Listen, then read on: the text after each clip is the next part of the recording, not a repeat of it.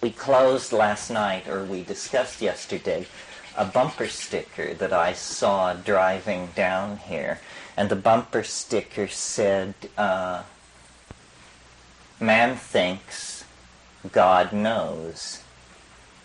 And then someone had bought a second copy of the bumper sticker and cut it apart and reversed it and put it under it. So it said, man thinks, God knows, man thinks. Now, it seemed to me there was a lot going on in what was attempting to be expressed here. First of all, something about God, that God knows, that God exists in a superior state of intellection. Plato said time is the moving image of eternity. My notion of God's cognition is simply the regarding of all points in the space-time continuum with equal clarity. God knows. The limited program of knowing is thought, cognition. Man thinks. This is what man can do in imitation of the all-knowing and omniscient example of God.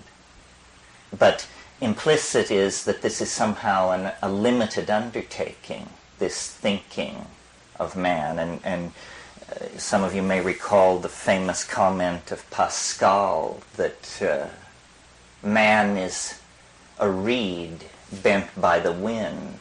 And then Pascal added, but a thinking reed. So then the second half of the conundrum was that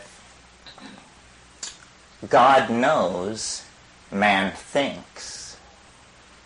Now this, I thought, was very interesting because it seems to imply a relationship between the limited project of knowing, which is human thought, and the completed project of knowing, which is omniscience. God knows, man thinks.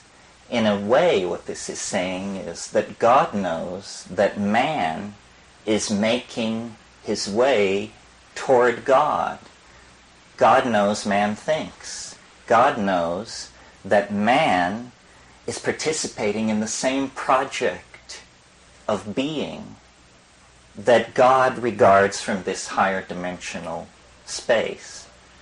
And so then this meditation on these 4 lines closes with the recurso, which returns you then to this realization that what we are talking about is the project of knowing, Heidegger called it, carried out on 2 levels, on the level of omniscience and on the level of limited being. So then I meditated on this after we discussed it yesterday, and I thought tonight it might be interesting then to talk about the thinking project of, that is the essence of humanness on one level, the thinking project which has as its vector, I call it concrescence, following Whitehead's Neoplatonism. One could call it God. Teilhard de Chardin called it the omega point. But the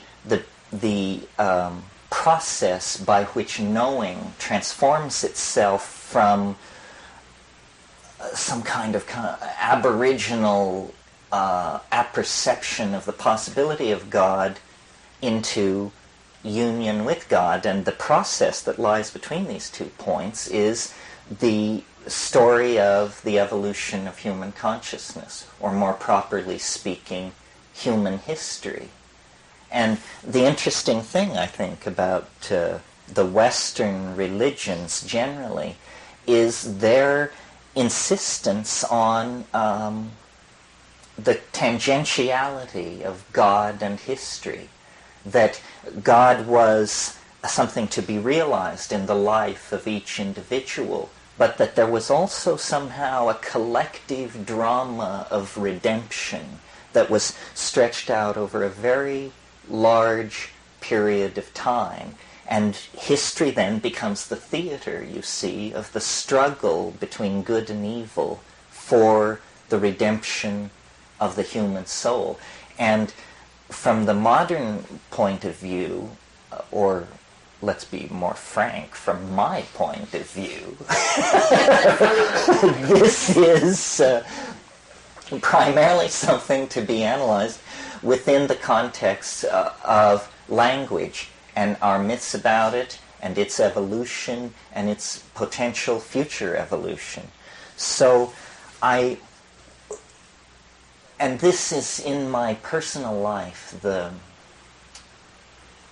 great mystery to me, because I feel that my intellectual style is that of a scientist, and I take very seriously science, and yet not only my faith, but my experience has led me to believe that the world is not a construction of space and time and matter and energy, that mapping is insufficient, that the world is instead some kind of a linguistic construct. It is more in the nature of a sentence or a novel or a work of art than it is in the nature of these machine models of interlocking law that we inherit out of 1,000 years of rational reductionism.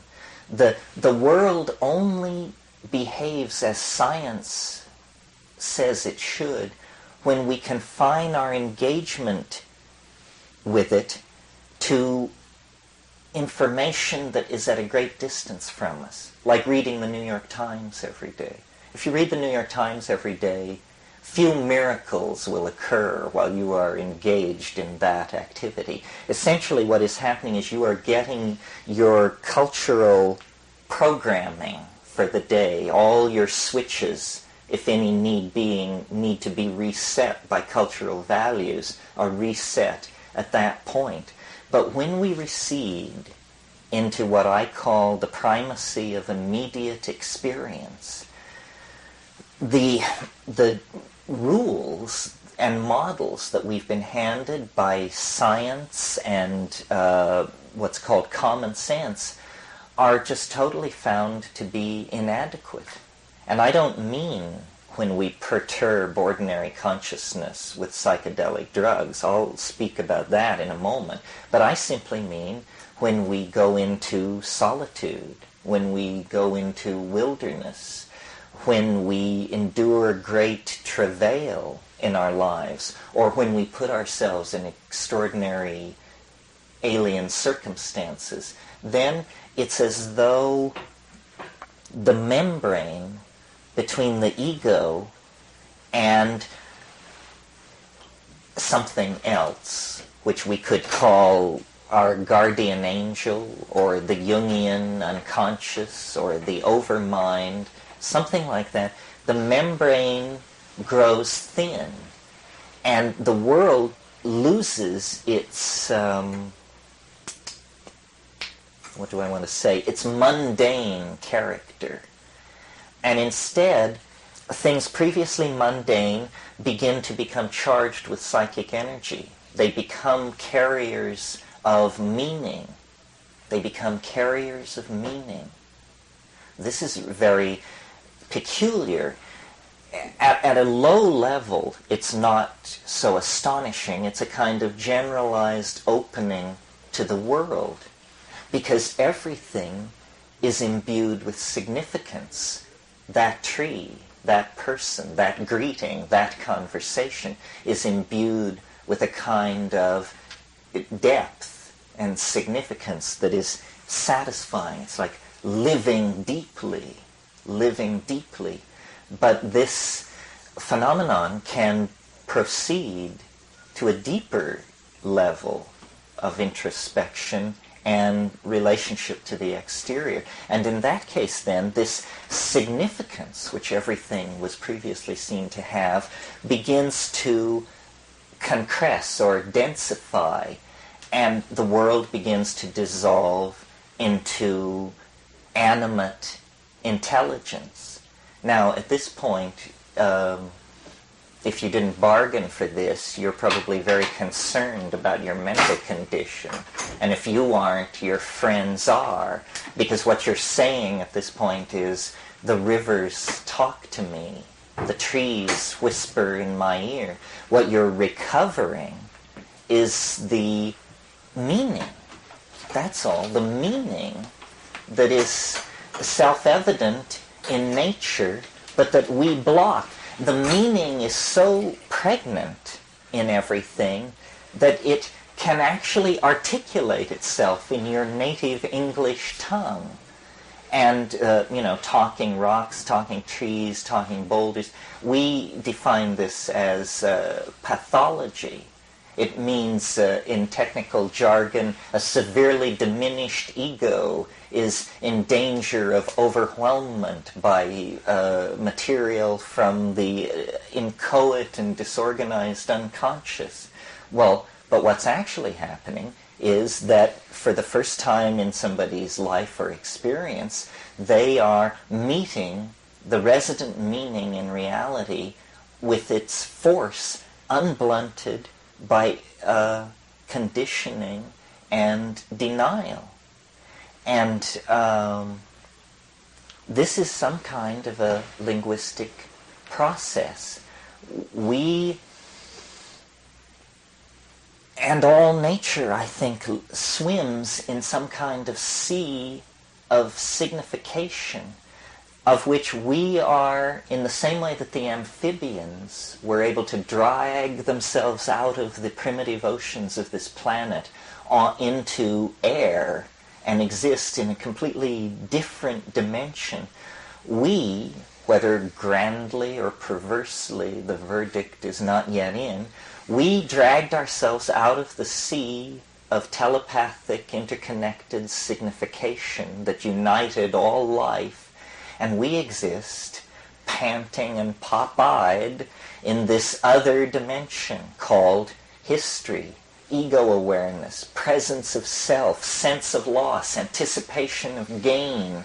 All of these dimensions of experience really have been added to what was previously the animal Tao, just the howling at the moon Tao of animal existence. And to this we have added, a dimension of future anticipation, a dimension of regret, a dimension of how do I make choices, and so forth and so on. There is not I don't put a moral judgment on this, but it has to be said that in the tradition of the West, this has been viewed classically as the fall. This is the fall into names instead of realities, into constructs of reality rather than reality itself. And this has now been inculcated into each and every one of us as, both the glory and the trauma of human existence, which is our extraordinary ability to reside in and be in language. So, for instance, I've made this example before. A child lying in a crib and a hummingbird comes into the room, and the child is ecstatic because this shimmering iridescence of movement and sound and attention, it's just wonderful. I mean, it is an instantaneous miracle when placed against the background of the dull wallpaper of the nursery and so forth. But then mother or nanny or someone comes in and says, "It's a bird, baby. Bird, bird." And this takes this linguistic piece of mosaic tile and places it over the miracle and glues it down with the epoxy of syntactical momentum. And from now on, the miracle is confined within the meaning of the word. And by the time a child is 4 or 5 or 6, no light shines through.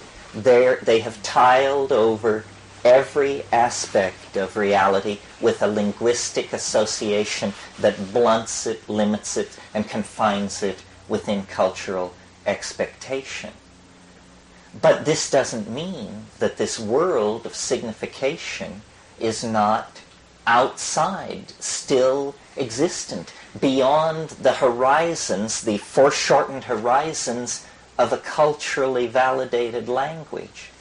Well, so then classically the path through this has been through use of psychedelic plants or some form of ascetic practice or fasting or prayer and meditation, whatever, some way of breaking through. And it is literally presented as a breaking through, a penetration to another level, that culture is an imprisoning bubble of interlocking assumptions that are like a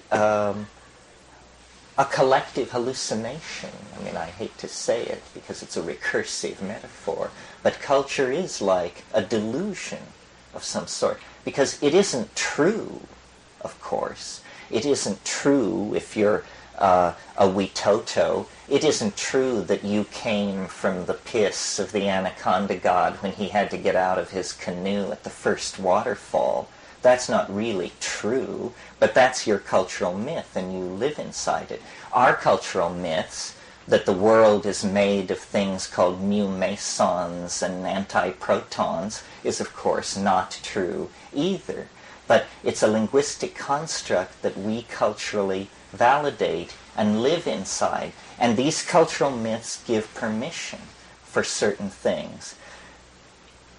Basically, they give permission to ignore certain kinds of realities. So our language is uniquely set up to ignore, for example, the suppression of femininity.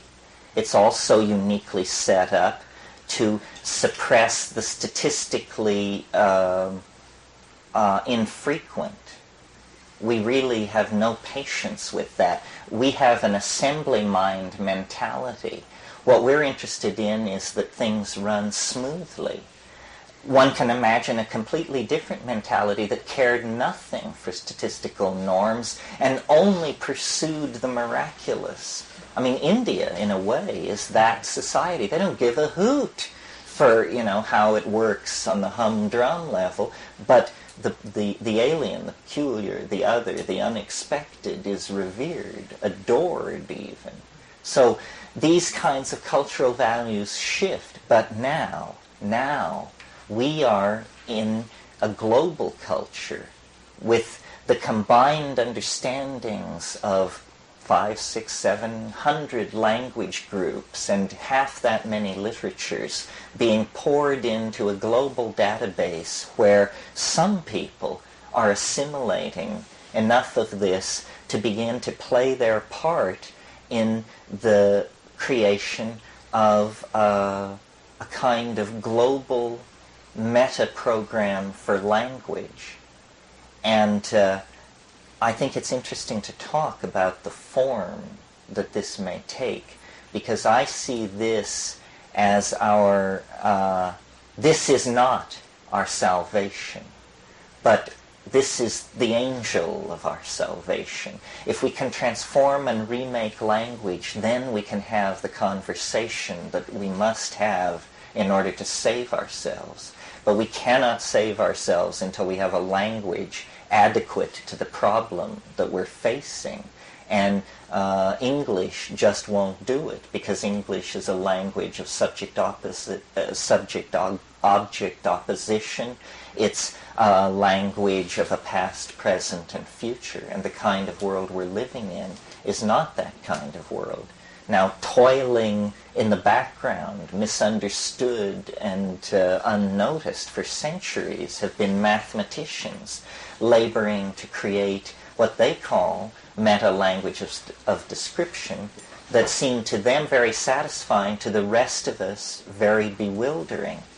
a question worth asking is, why is it that this language, mathematics, which we have so much trouble understanding, seems so tremendously powerful when it comes to the description of nature?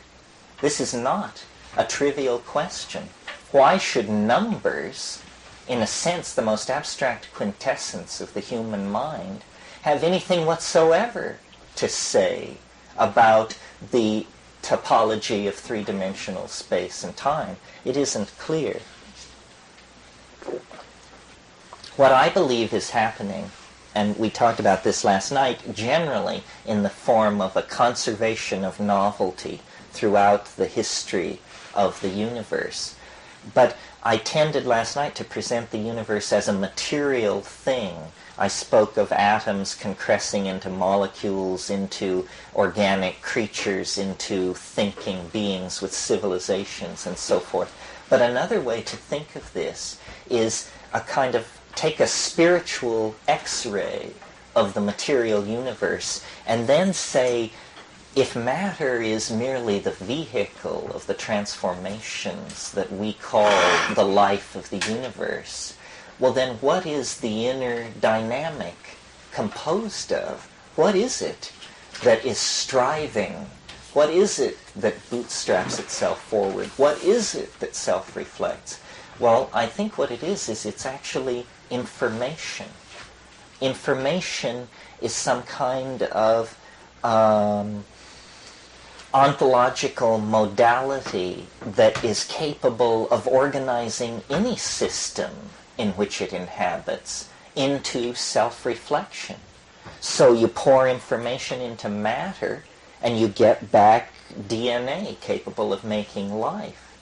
But there is a persistent spiritual tradition backed up by psychedelic and shamanic experience that says that there are also hierarchies of incorporeal and disincarnate intelligence that is nevertheless highly organized. Well, until the advent of the computer, I think we were just pretty much at a loss to form any conception whatsoever of how you could have consciousness without a body. But the computer shows us that you can have large-scale systems which have degrees, and then, there's a long philosophical wrangle which we can just stamp as for another time, degrees of sentience in operating systems.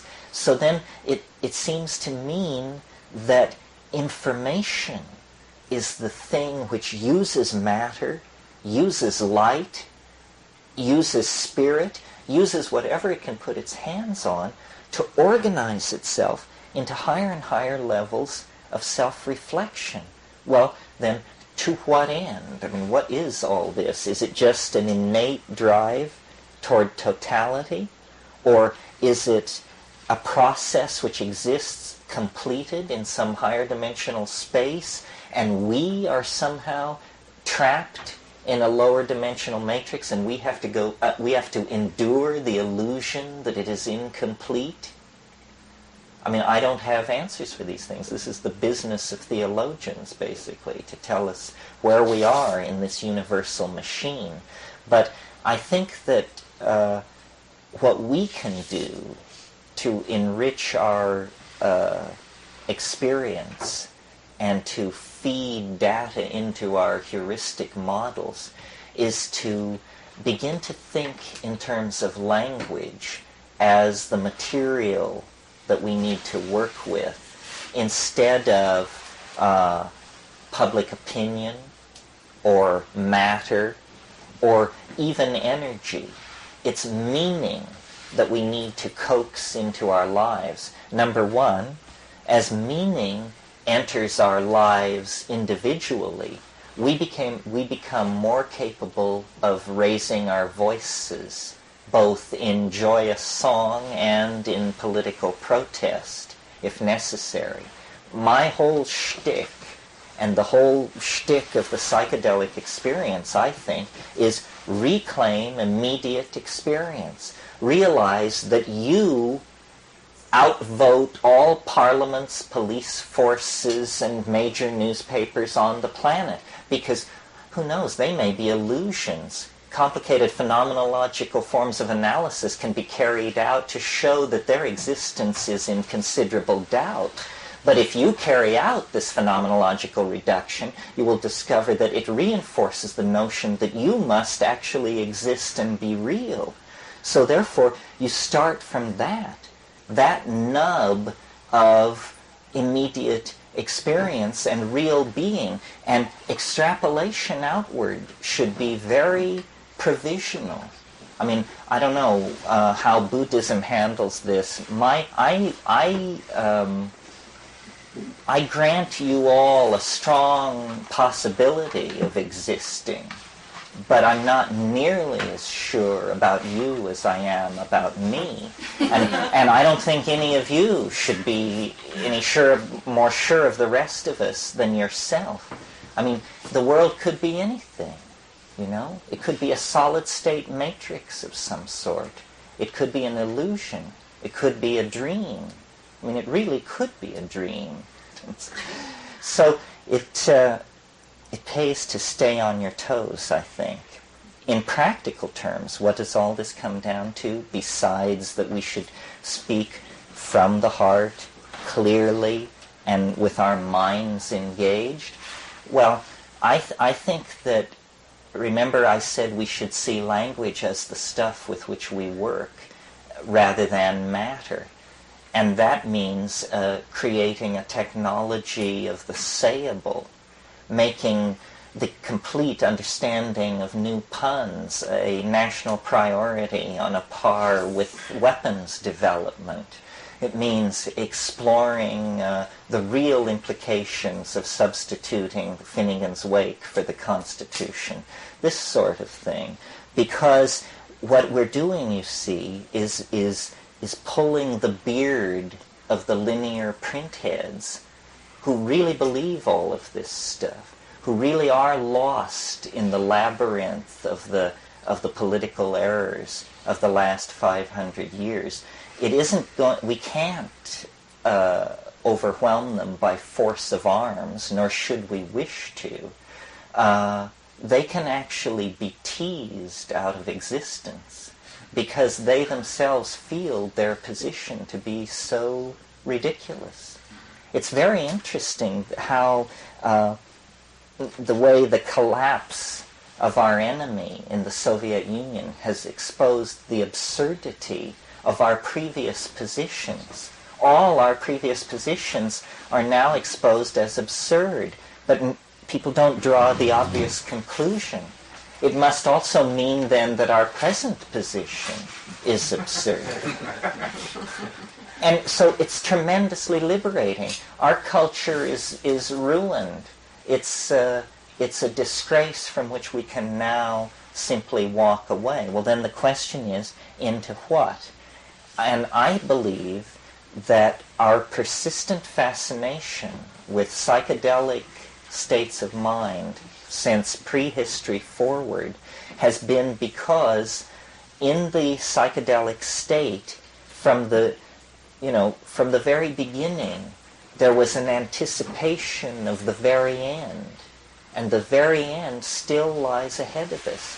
What it is that our nervous system is in the process of evolving us through a linguistic transformation where language, which at the beginning of the process was something that you heard, at the end of the process becomes something that you actually see.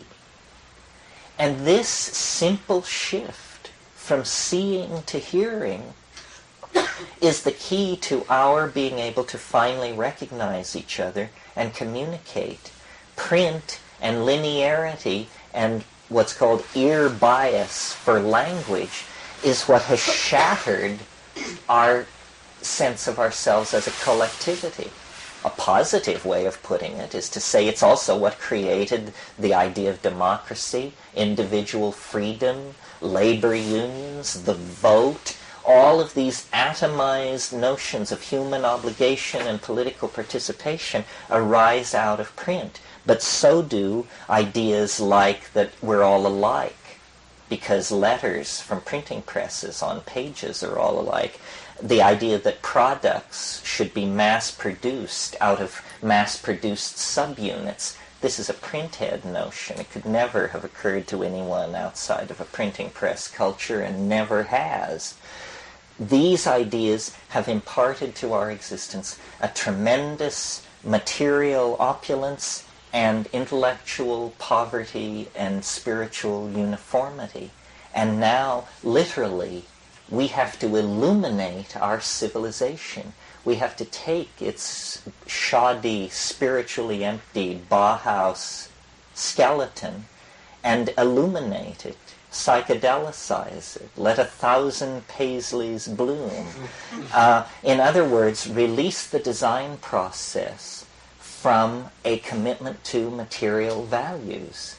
Well, how can you do that? Because the bottom line of material values is the bottom line. It costs. The reason we build in the Bauhaus style, for whatever reason we got into it, we now build in that style because it's the cheapest around. And once you start adding filigrees and changing things, costs soar. How can you do that in a civilization with a cult of democratic values, individualism, and print-created linear uniformity? Well, the only way you can do it is you have to drop design costs to zero. The only way you can do that is if you build virtually. This means you build in an electronic dimension that is added on to ordinary cultural space like an orthogonal dimension. In other words, it's like a TV that you walk into. It's called cyberspace. And in cyberspace, things are built out of light. So it costs as much to build Versailles as it costs to build a hamburger stand. Because Versailles and the hamburger stand are just two programs that look exactly the same on disk. So what this means is that the previous set of class-created values based on the acquisition and control of matter begin to break down. This is already happening in America on one level where, to live as a middle-class person is to live on a better level than the Mughal emperors ever dreamed of. I mean, what Mughal emperor could stride to his refrigerator and see cases of French mineral water, juices from the South Seas, pomegranates from South America? Eat your heart out, Mughal Delhi. No chance. So, in a sense, we're beginning to create this leveling, but we have created it by looting the material resources of the rest of the world.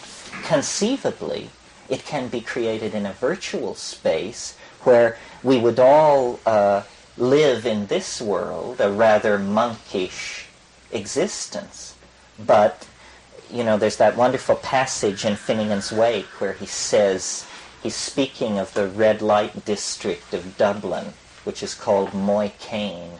And he says, here in Moycane we flop on the seamy side, but up Nayent, prospector, you sprout all your worth and you woof your wings. If you want to be phoenixed, come and be parked. Well, he was advocating death as a solution to life's problems. If you want to be phoenixed, come and be parked. My solution is not so radical. I think if you want to be phoenixed, come and be parked at your local virtual reality arcade.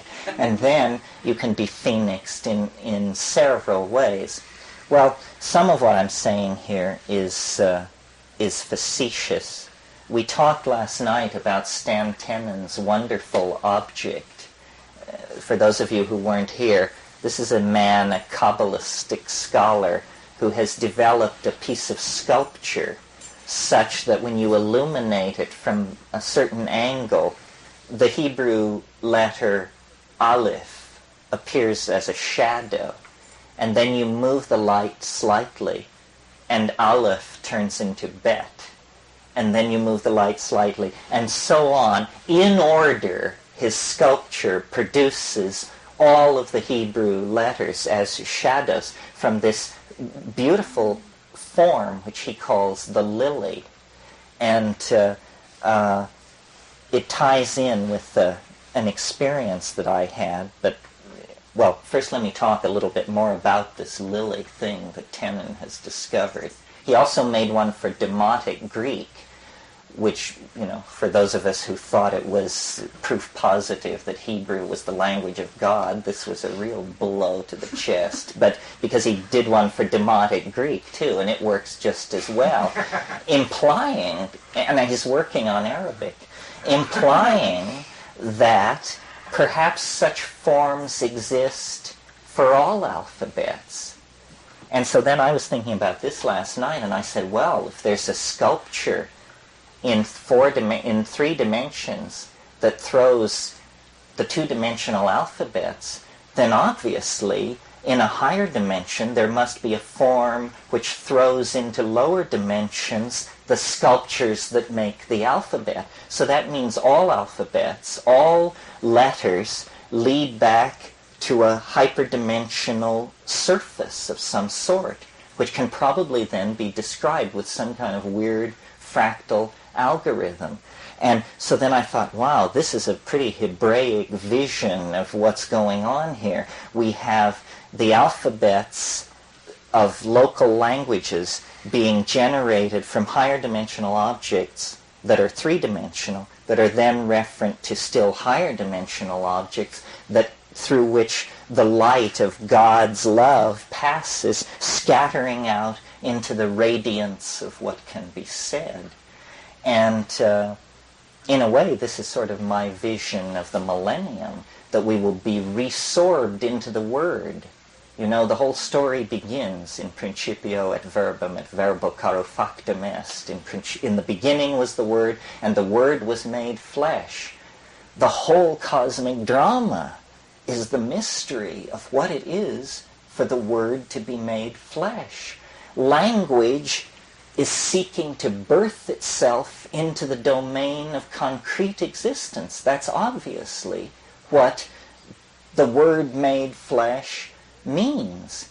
And it seems to me that if the Word can be made flesh, this implies a reciprocity. It implies that the flesh can be made Word. And this brings us back to what I was talking about at the very beginning this evening, which is the curiously literary nature of reality. That it's much more like a novel by Thomas Pynchon than it is like an equation by Ilya Prigogine. And why is that? Is it because, in fact, the flesh is Word, and that understanding this is the real task of uncovering our spirituality? Somehow it's a riddle, it's a conundrum, it's a koan. If we could correctly understand this, if the world did not disappear immediately, at least it would roll around in the palm of your hand like a spinning marble, as the I Ching promises. It's something about the recognition of the primacy of the Word, that history is the process of the descent of the Word into concrete expression. I didn't say matter. And that our relation to this retroflexive process is an ascent into the Word, a going toward the approaching mystery, and a meeting there in a domain of unknowability. Essentially, I mean, this is the casting into being that Heidegger talked about. This is the going to meet the stranger. This is the flight of the alone to the alone that is the driving force of Plotinus's mysticism. Well, that's really all I have to say about that. So let me see what time how am I doing? Question and answer. Yeah, let's take some questions if there are any. Do you know how to use Amanides muscaria medicinally and shamanistically without killing yourself? I can tell you we're following my argument with bated breath. Carefully, because it's dangerous. It's dangerous because it's seasonally variable. geographically variable, and genetically variable. And that's enough variables that you should be very careful with what you're doing. Generally, I don't recommend it. It's the attention that has been given to that mushroom is, to my mind, entirely out of proportion to its cultural importance. This is because Gordon Wasson fastened in on it with a tenacious will as soma. He decided that it was soma. Are you all up to speed on what we're talking about here? Soma was this mysterious, ecstatic, hallucinogenic plant that the Rig Vedas were basically composed about. The major subject of the Rig Vedas is Soma. The ninth mandala of the Rig Veda is a paean of praise to Soma, that it exalts it above all the other gods. And no one knows what Soma was. The descriptions are puzzling. It seems to have been, it didn't have leaves. It had yellow flowers. It grew in mountains. And they speak of pressing it. It was prepared some way. It was pressed. It was filtered. And then they talk about this golden liquid which they drank. And Gordon Wasson, because of the importance of the Indo-Aryan people who wrote the Vedas for connecting up all of the history of what archaeologists call Old Europe with the Neolithic Middle East and India, it was very important to try and understand what Soma was. But the problem that has bedeviled everyone who was an enthusiast for Amanita muscaria as Soma is that it's a bad trip. It is not reliably an ecstatic intoxicant. In fact, it's fairly reliably a bellyache. And people have pounded it with milk curd. There was a whole school of thought which said that the enzymes active in raw milk would decarboxylate muscarine, the poison, into muscimol, the hallucinogen. But, this didn't stand the test of human trials. It didn't appear to be true. Then other people said you have to dry them for months or smoke them over a fire. Again, doesn't seem to be reliable. So Wasson went to the grave. He, in his last book, Persephone's Quest, he referred to Amanita muscaria as the supreme entheogen of all time, which was just a completely wrong-headed judgment, I believe. And this was from the man who discovered the true psilocybin mushroom cult in Mexico. There was an angle on all this which Wasson completely overlooked because of his bias towards certain languages, and that is that along with all this Indo-European Vedic Hindu material, there was a Zend-Avestan literature based around Haoma, the same stuff, same word. And from there, Flattery argues that it was Pagamen harmala, that it was harmaline, that it was not a mushroom, that it was a higher plant in the Zygophalaceae. And I think probably he's right, actually. It's a very interesting book. Apparently, in the Avestan classical period, no one would have dreamed of having a spiritual experience without resort to drugs. They just put it very plainly. They're the most matter-of-fact people. These texts are fascinating. But they don't devalue it. They say, here's our map of the spirit world entirely based on our drug experiences, and here are the drugs we use, and to see these angels you must use this drug, and to see these angels this drug, and so forth. We don't really know what these drugs were because the etymologies are lost. But harmaline figures very strongly in all of this, and of course harmaline is a neurotransmitter present in human metabolism. In fact, I didn't get into it tonight because I was trying to keep it off the biochemistry and that sort of thing, but this transformation of language from something heard to seen that I was talking about, I believe is a 1 or 2 gene mutation. That's all it would take, because in the human pineal gland there is a compound called adenosine. That's what the enzymologists call it.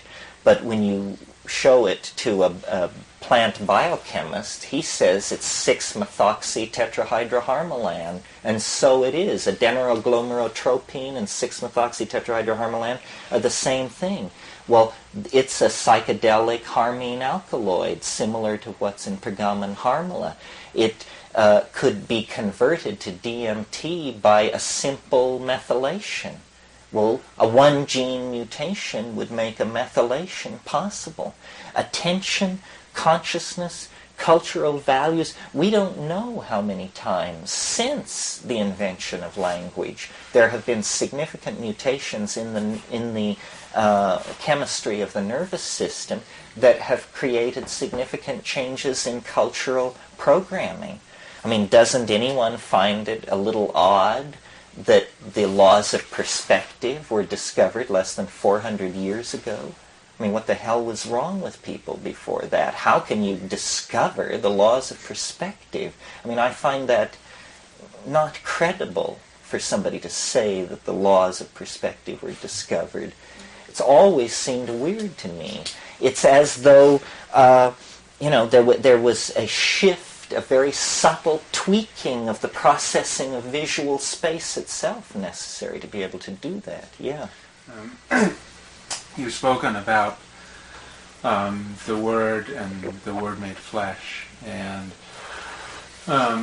Dorothy Sayers wrote a book called The Mind of the Maker, in which she discusses the Trinity as really an image of what the creative process is all about. And where the Father is having a great idea for a play, is the Father.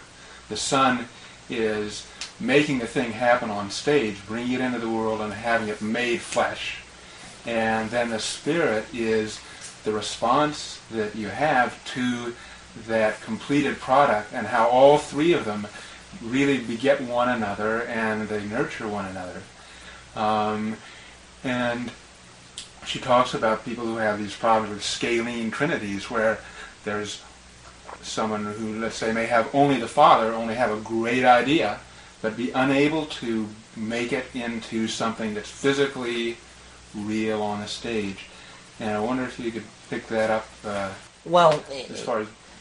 Yeah, I mean, speaking to it generally, I think if you think of history as this kind of a process, Western history as the manifestation of the Demiurgos, Ildabaoth, Jehovah, and then you get this middle declension in the Christos, and then this peculiar and misunderstood promise of the redemption by the Holy Ghost. McLuhan, who's a very interesting figure as a radical thinker in communications theory and a devout Catholic, believed that the manifestation of the Holy Ghost was electricity. And to him, the ringing of the planet by electronic media was the enfolding arms of an archangel. I mean, he literally saw electricity as God's love made manifest. And he may not, he hasn't been proven wrong yet. I mean, it may yet knit us all together and make us one and lift us off and send us to the stars. It's some wonderful stuff. Electricity, I like to talk about it because for thousands of years electricity was this stuff which some people knew about, and what they knew was that you skinned a cat and you dried its skin in the wind, and then you got an amber rod, a polished rod of amber, and then you would go into a dark room with your cat skin and your amber rod, and you would rub it back and forth like this, and then you would pull the amber rod away from the fur, and you would see miniature lightning storms of static electricity. And that was it. For thousands of years, that was it. And then in the 17th century, make it the 18th century, people invented what were called Leyden jars, which were this tricky way of storing this stuff so that you could store up a lot of it, and then in a dark room you could discharge it across a gap with this snap. And from that, you talk about a shamanic invocation. From that, we light cities, we smelt steel, we sink shafts miles into the earth. And it's just this little elemental that we were able to coax into becoming our friend. Well, who knows how much of this sort of thing there is. According to McLuhan, that's the major thing. And the electrification of the body, this is a theme you get as early as Whitman. I sing the body electric. You get it in Stephen Vincent Benet in his poem John Brown's Body, where he says, I see the human body, cold electric rage, and he pictures it as a superstructure. Electricity as information, as the logos, as the freeing and rarefaction of thought. It all, it's credible. It's credible. I mean, when you think about electricity, in and of itself, as modern inventions go, it must be the most benign there is, because other than seating criminals in electric wired chairs, it is not a weapon of mass destruction. You cannot rain it down on your enemy's cities. It's pure energy in the service of light, one thing, and information. And it's generated, I don't know how many of you know this, but it's generated out of stable magnetic fields. I mean, when we were in the 5th grade, we made engines by wrapping nails with wires and setting them delicately balanced between permanent magnets. And, you coax this stuff into being.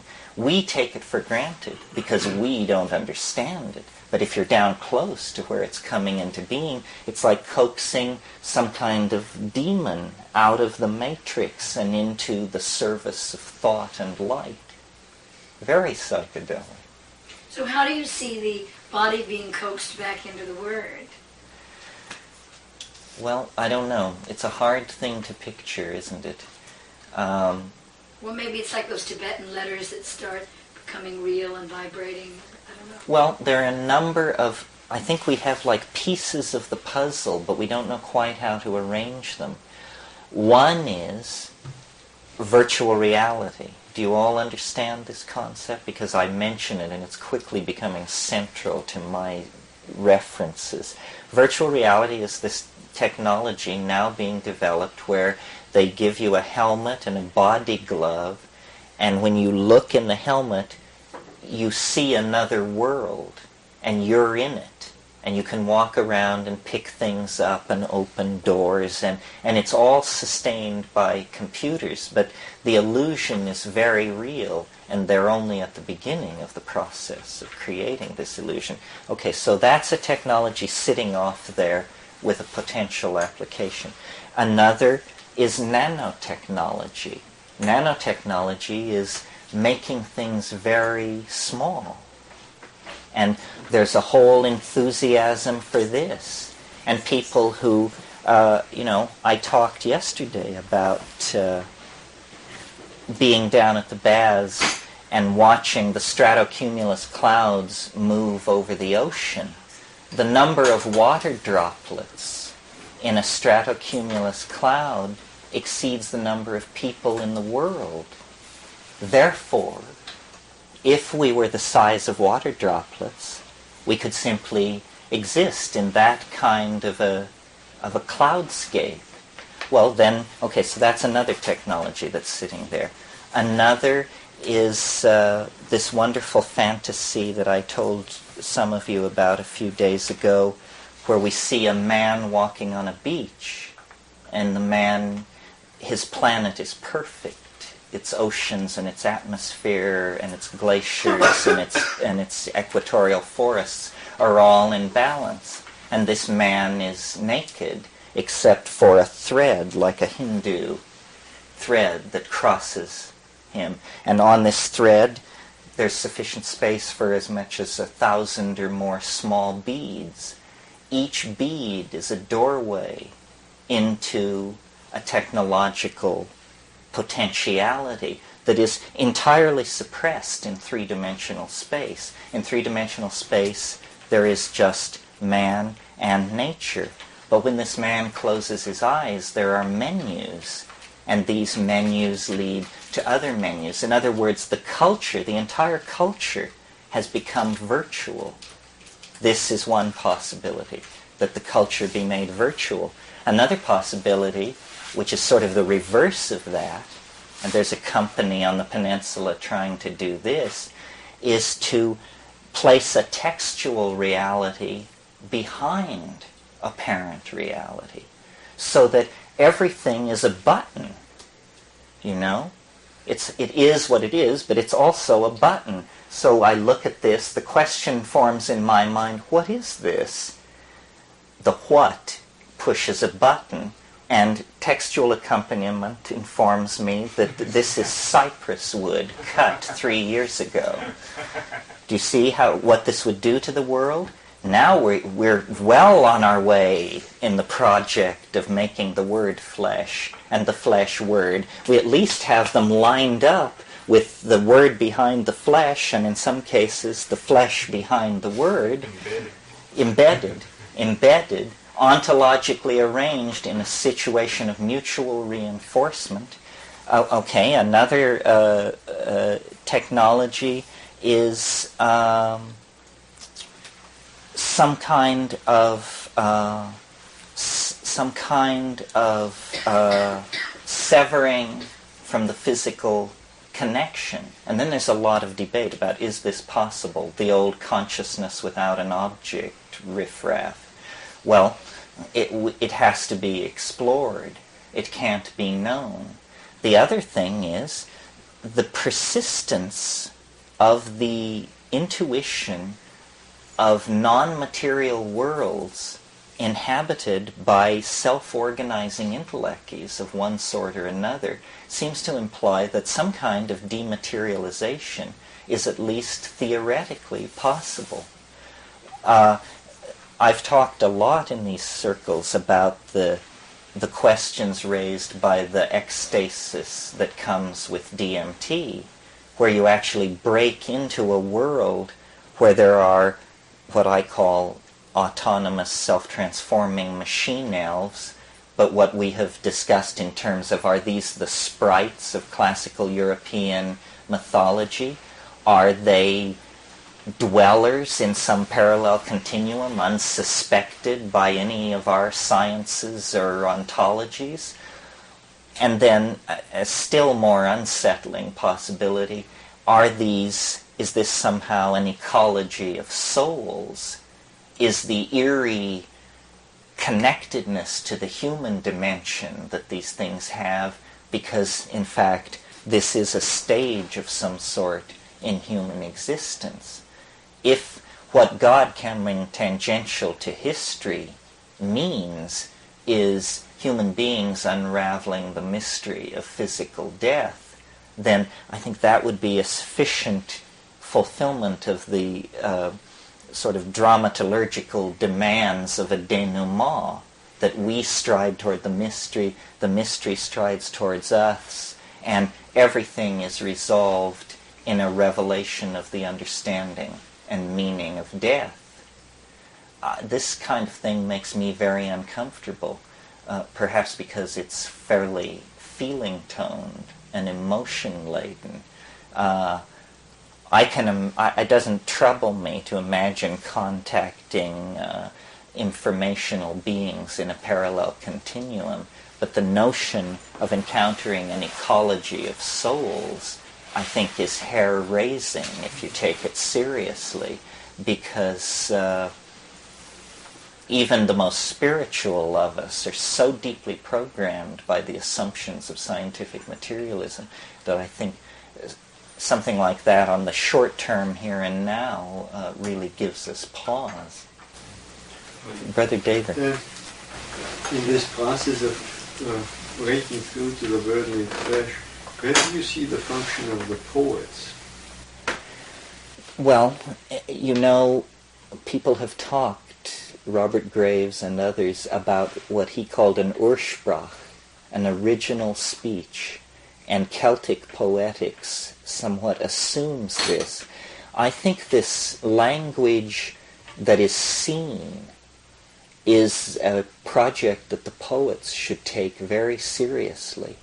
We need to not simply make better poetry, we need to make poetry of an entirely different order, and we will recognize it when we see it, not when we hear it.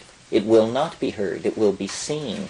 To carry language from 2 dimensions into 3 is the task of the poet and the rebel in the 20th century. And there is a model for this, which I will explain to you so that it doesn't seem so outlandish, and so we can see that nature, once again, has sanctioned this move. And that is, a long time ago, 700 million years ago, more or less, the great tree of life made a primary division between the vertebrates, the creatures with backbones, and the invertebrates. Evolving along the invertebrate line and reaching the greatest brain size and complexity of nervous system on the invertebrate side of things were the cephalopods. These are the squids and the benthic octopi, the 8-armed ones and the 10-armed ones. You may not realize it, but they are actually mollusks related to escargot. So they are an extremely primitive creature from the point of view of those of us with backbones and binocular vision and frontal lobes and so forth and so on. Nevertheless, the interesting thing about benthic octopi is that they can change their color over a wide range. Now, you may have heard this fact and assumed that it had to do with camouflage against their surroundings so that they can avoid predators. This is not what it's about at all. Octopi change color, and they can also change the shape of their skin from smooth to rugose and wrinkled, and then what's called pileate, little points all over it.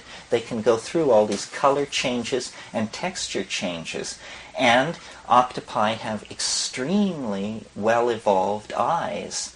In fact, evolutionary biologists always compare the eyes of octopi to human eyes as an example of what is called parallel non-convergent evolution, because clearly the two are not related, but the argument is made, you see, they solve the problem the same way in 2 different places. So it's a very neat example of convergent to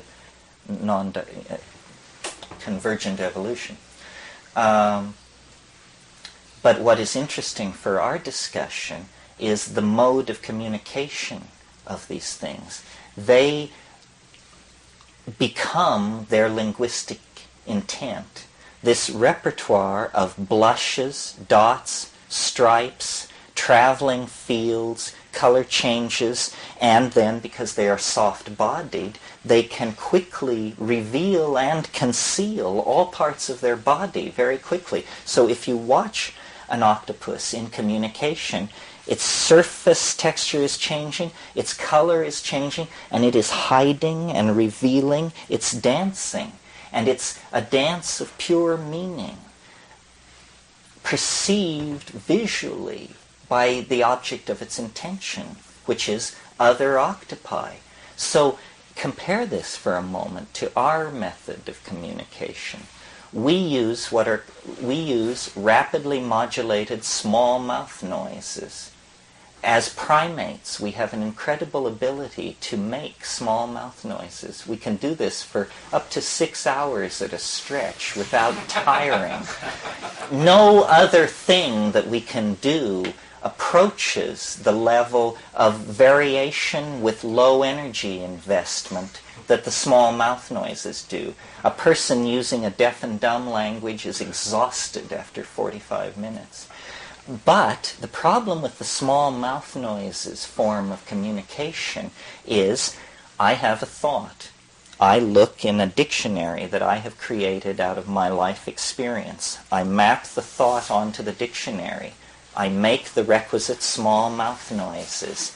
They cross physical space. They enter your ear. You look in your dictionary, which is different from my dictionary. But if we speak what we call the same language, it will be close enough that you will sort of understand what I mean. Now, if I don't say to you, what do I mean? You and I will go gaily off in the assumption that we understand each other. But if I say to you, did you understand what I said then? You say, yes, you meant that you don't want to sit with Harry and Sally because their pending divorce makes you uncomfortable. Say, no, that's not what I meant. I meant... So there's misunderstanding because the dictionaries are not matched. Now, notice what's happening with the octopi. There is no dictionary. Both parties are seeing the same thing because my body is my meaning.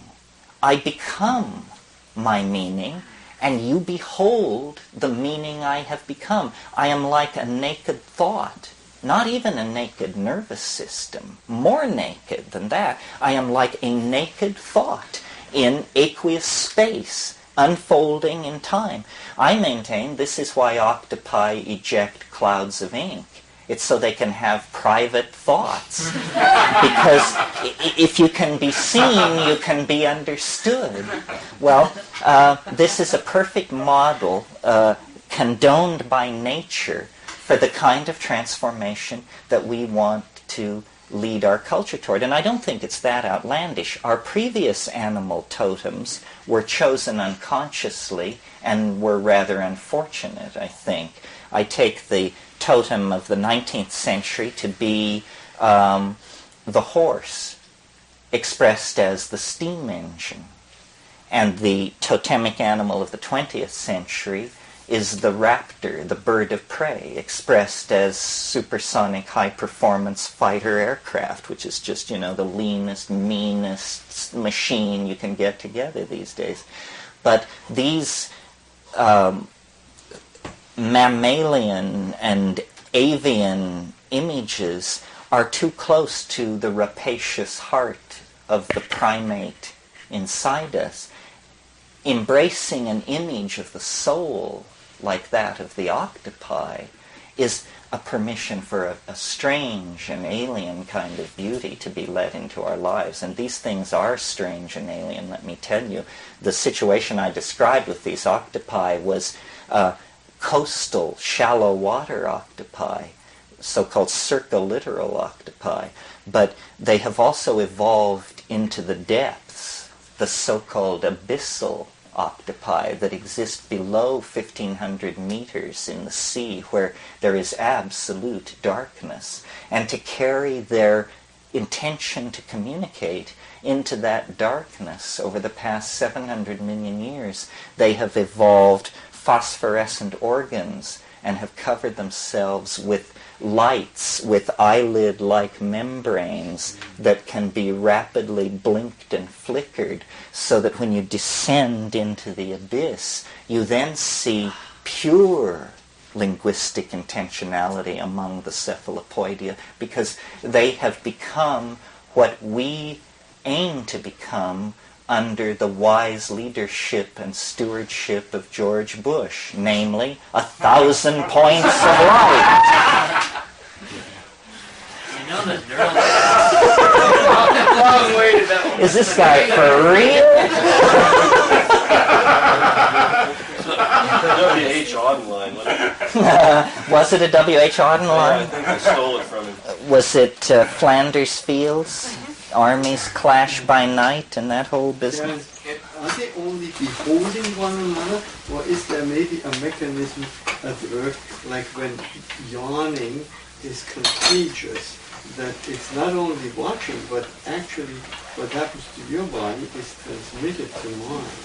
Well, this is fascinating stuff to study. The biologists who are studying these things are actually creating a grammar and a syntax, and they are beginning to understand what certain things mean, and the level of meaning. There's a wonderful book called Communication and Non-Communication Among the Cephalopods, and it makes the point that communication is a very double-edged thing.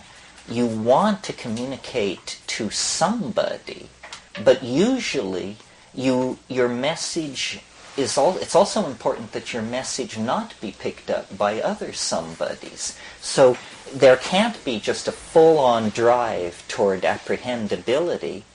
There also is a countervailing force toward concealment, obscurantism, double entendre, so forth. Someone said language was invented to lie. Well, in a way, that's true because of the problem of non-communication. As soon as you have something to communicate, there are places you don't want the message to go. And so this creates a very interesting problem. If I were 20 years old, I'd go back into marine biology just to spend time with these things.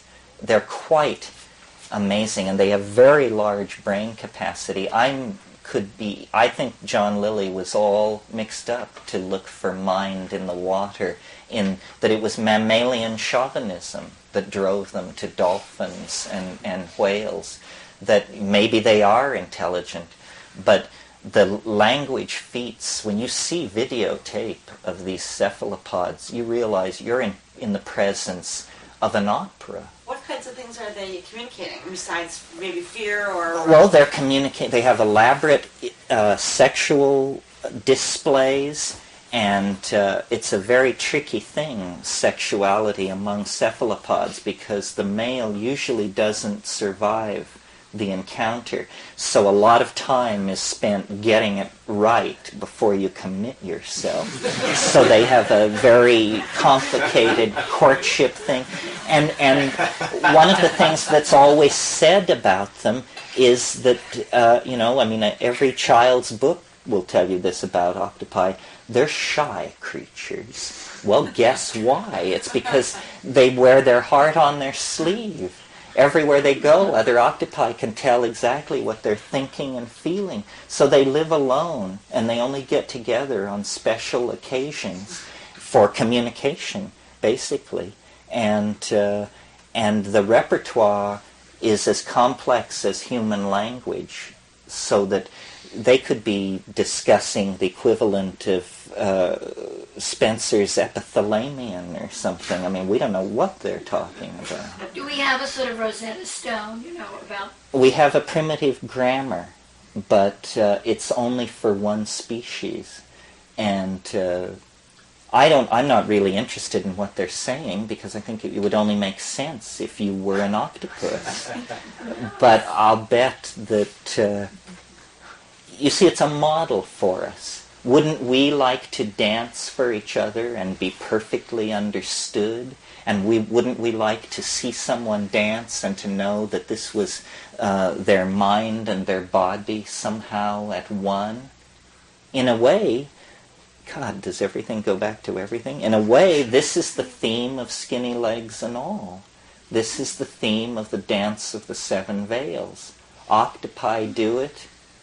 Nubile Hebrew princesses do it. Everybody dances toward the truth, dropping veils as they go, and then, of course, the nakedness of truth is a cliche. Well, you mentioned to bring it to a practical level. Do that, in yes. my life. You mentioned the hallucinogenic experience as being one way that I don't think I accelerate anything in my life. I feel that I just align with and move in a freer way. So I wouldn't seek out a hallucinogenic experience in order to accelerate or to get more transformed or anything. I do it because it's enjoyable. It's truly exciting and passionate, and I do seem to transform in the process and grow. And are there any ways or other ways that you might suggest? And also, I'm interested in sound, which is, you're talking about going from sound to light. Mm-hmm. And I have a way of starting where I am, or again, following my excitement, which happens to be in making tones. And I've reproduced experiences such as, very simply, like a hot tub, where I make a tone and another person has an experience of being in the hot tub. They go from being cold to being very comfortable, very vulnerable, very open, very loving. And it occurred to me that I could reproduce a mushroom experience, or some of these drugs you mentioned that are in the Amazon. That you could reproduce it with sound?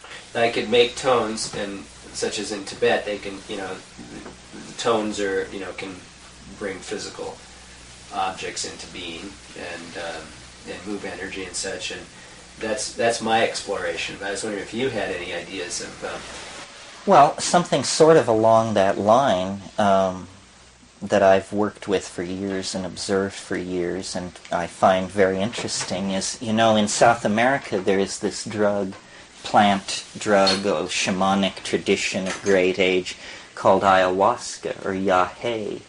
And what seems, it's chemically a little different from anything we've discussed, and consequently neurologically a little different.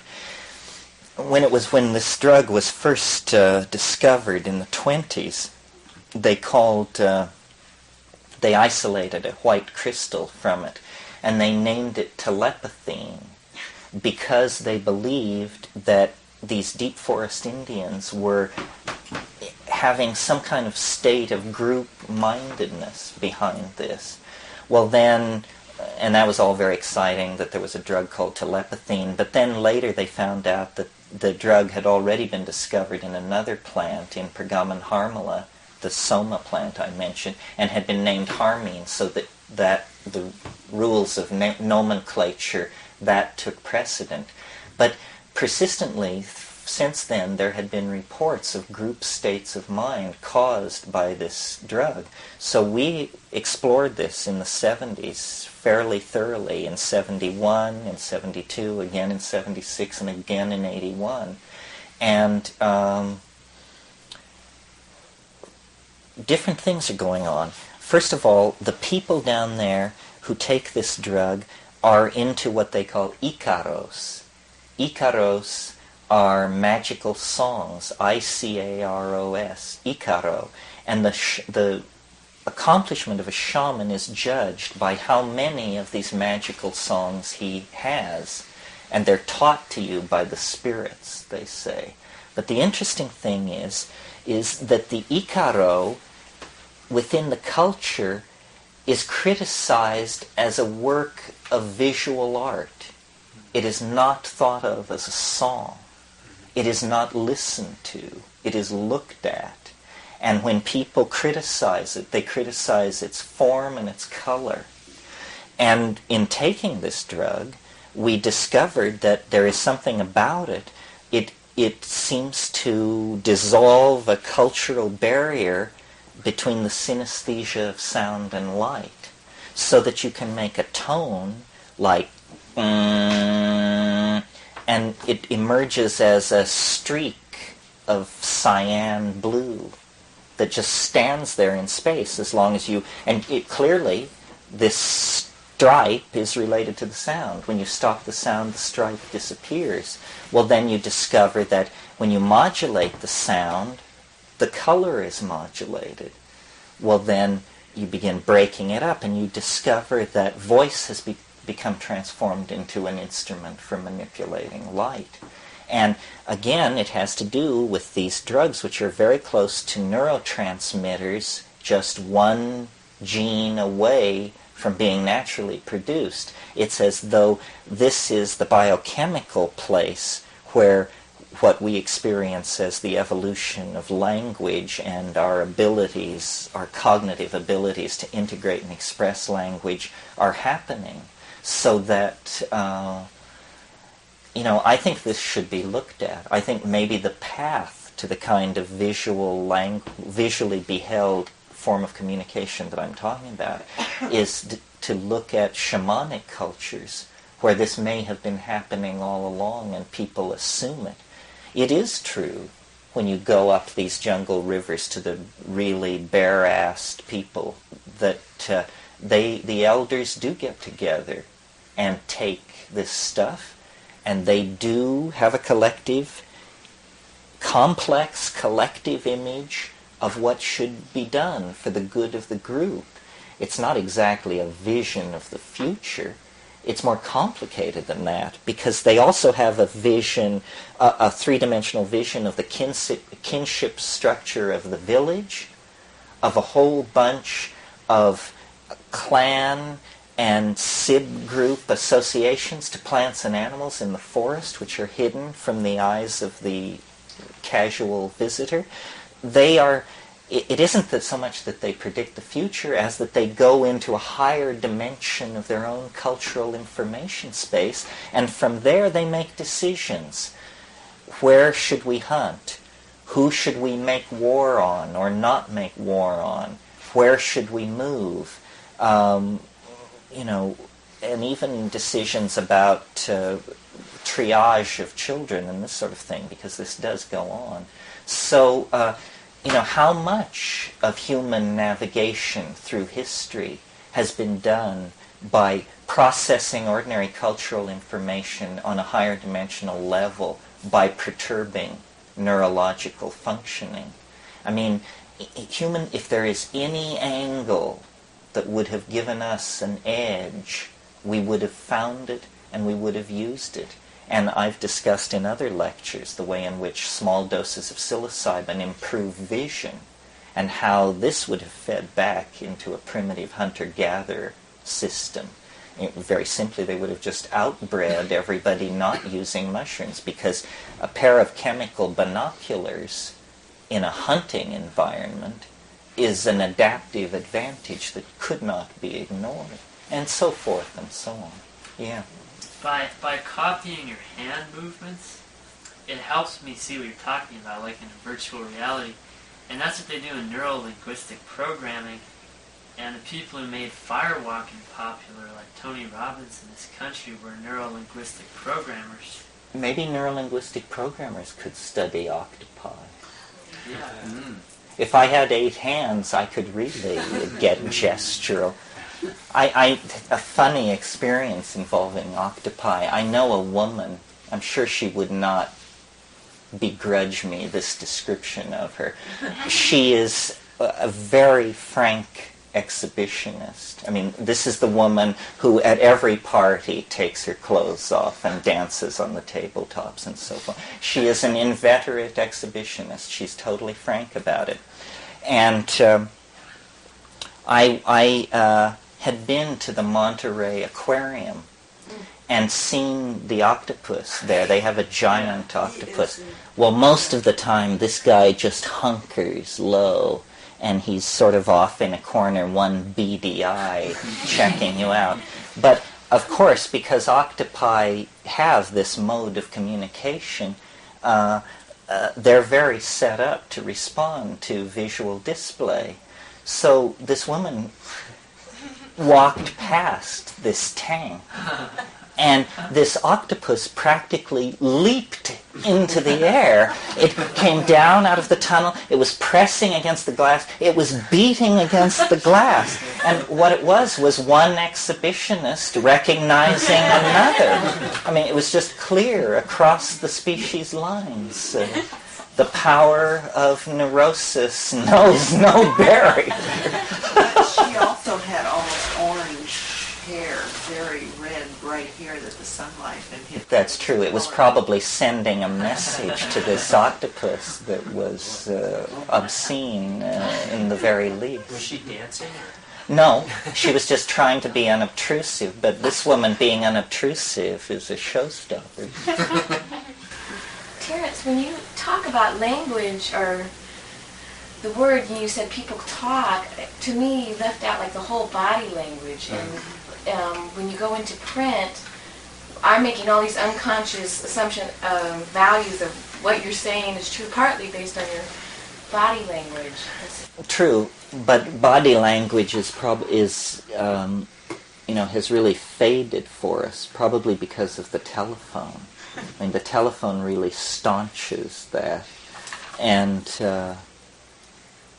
yes, it would be there. We probably were much more linguistically rich in the past. Well, he just said, and we've muted ourselves. You better by watching your hand. Yeah. Terence, just to let you know what happens when you discover sparks nowadays. When I was a kid, I was a science buff, and I made a Tesla coil and so on. Before that, I accidentally induced a spark in a transformer. Unexpectedly, the spark jumped, and it was sort of my first religious experience. I saw this spark, and all sorts of things burst loose in my 10-year-old head. 2 years later, the FCC triangulated my house for emitting spurious radiations, because you have to regulate all that sort of thing. And I felt sort of like someone put a big pot lid over my head, and between that and being suckered in by the Moody Bible Institute with their big Tesla coil movie, it just left a bad taste in my mouth. I'm glad we're on to other things now besides sparks and amber. Oh, okay. A bitter experience. There is a notion, in Latin, spark is scintilla. This word exists only in English. In the legal phrase, there was not a scintilla of evidence against him. But in alchemy, this idea lived on for a long, long time. And there's a whole literature of causing the scintilla and seeing it like you did. So you were unconsciously caught up in an alchemical archetype. Well, why don't we knock off? I think that's enough for this evening.